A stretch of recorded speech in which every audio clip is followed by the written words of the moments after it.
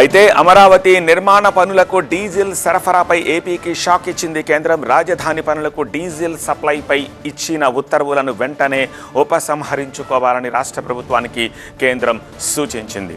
Retail బంకుల ద్వారా భారీగా diesel సరఫరా చేయడంపై కేంద్రం తీవ్ర అభ్యంతరం వ్యక్తం చేసింది. ఏపీసీఎస్కు లేఖ రాసింది. కేంద్ర పెట్రోలియం శాఖ కార్యదర్శి డాక్టర్ నీరజ్ మిట్టల్ రీటైల్ అవుట్లెట్ల నుంచి బల్క్గా డీజిల్ సరఫరా నిబంధనలకు విరుద్ధమని స్పష్టీకరించింది. పెట్రోలియం రూల్స్ 2002 ప్రకారం ఒక వాహనానికి 200 లీటర్ల వరకే అనుమతి అని చెప్పి కేంద్రం గుర్తు చేస్తోంది. 1000 కిలోలీటర్ల డీజిల్ని బంకుల ద్వారా తరలించడం భద్రతకు ముప్పు అని హెచ్చరించింది.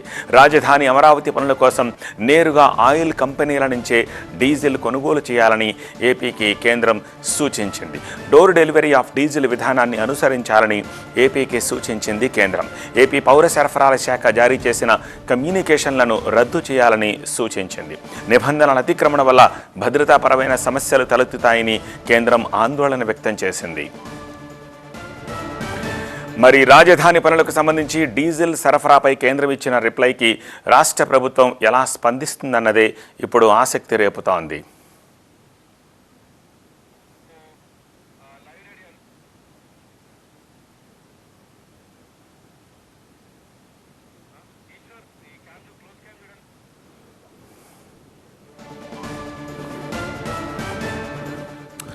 మరింత సమాచారం అందించేందుకు అమరావతి నుంచి మా ప్రతినిధి ఈశ్వర్ ప్రస్తుతం మనకి లైవ్లో సిద్ధంగా ఉన్నారు.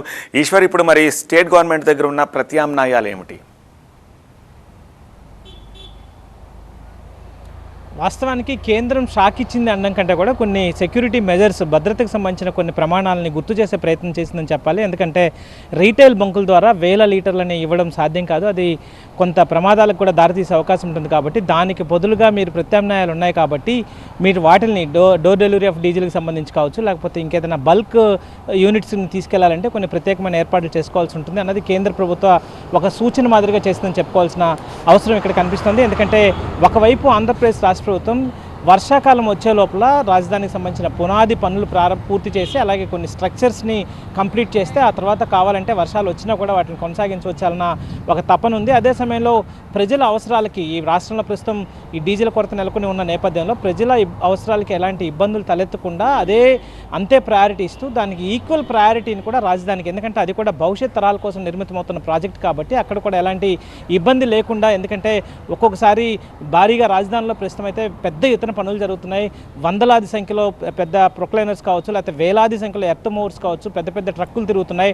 వాటన్నిటికీ కొన్ని రోజుల పాటు డీజిల్ ఆగిపోతే కొన్ని కోట్ల విలువ చేసే కొన్ని పని గంటలు వృధా అవుతాయి. సో అట్లాంటి క్రమంలో ఈక్వల్ ప్రయారిటీ, ఒకవైపు డీజిల్ని ప్రజా అవసరాలకి పూర్తి స్థాయిలో అవసరమైన మేరకు ఇస్తూనే అంతే ప్రాధాన్యతని రాజధానికి కూడా ఇవ్వడం ద్వారా కొంత ఆ రాజధాని పనులు నిర్మాణాలు ఆగకుండా జూలై లోపల ప్రస్తుతం వీళ్ళు ఇచ్చిన ఇండెంట్ కూడా ఒక ఆయిల్ మార్కెటింగ్ కంపెనీకి సంబంధించి ఒక ఇండెంట్ ఇచ్చారు. జూలై వరకు దాదాపుగా 27,000 కిలోలీటర్ల డీజిల్ అవసరం అవుతుందని చెప్పి దాని బ్రేకప్ను కూడా ఏ నెలల్లో, ఎందుకంటే జూలై నుంచి మళ్ళీ వర్షాకాలం ప్రారంభమయ్యే అవకాశం ఉంటుంది. సో అప్పటి వరకు ఏప్రిల్లో దాదాపుగా 5,000 కిలోలీటర్లు, ఆ తర్వాత మేలో 8,000, ఆ తర్వాత జూన్లో కొంత 7,000, జూలైలో దాదాపుగా 5,000 లీటర్లు ఇట్లా ఇవ్వడం ద్వారా పునాది పూర్తవుతుంది. దాదాపుగా అన్ని ప్రాజెక్టులు టేకాఫ్ అవుతున్న నేపథ్యం మనం ఇటీవలనే దానికి సంబంధించిన ఒక ఆర్టికల్ని కూడా ప్రచారం చేయడం జరిగింది. సో వాటికి పెద్ద ఎత్తున టేకాఫ్ అవుతుంది కాబట్టి అక్కడెక్కడ పనులు ఆకుండా ముందుకు వెళ్లాల్సిన అవసరాన్ని అమరావతి నుంచి రాష్ట్ర ప్రభుత్వం ఒక రిక్వెస్ట్ పంపితే కేంద్రం వాటిని కేవలం వాటితో పాటు భద్రతా ప్రమాణాలు కూడా మీరు చూడాల్సిన అవసరం ఉంది కాబట్టి ఆ దిశగా ముందుకెళ్లాలండి. సో ఇప్పుడు రాష్ట్రం ముందు ఉన్నది అక్కడ కొన్ని ట్యాంకర్స్ని కావచ్చు, లేకపోతే ప్రత్యేకమైన ఏర్పాట్లను చేసుకుని డోర్ డెలివరీకి సంబంధించిన డీజిల్ని తెప్పించుకోవడం కావచ్చు, లేకపోతే బల్క్ డ్రగ్ని తీసుకొస్తే అక్కడ కొన్ని ట్యాంకర్లని స్టోరేజ్ కెపాసిటీని ఏర్పాటు చేసుకుని ఆ దిశగా అక్కడి నుంచి తీసుకునే ప్రత్యామ్నాయాలపైన రాష్ట్ర ప్రభుత్వం దృష్టి సారించే అవకాశం అయితే కనిపిస్తుంది. రైట్ ఈశ్వర్.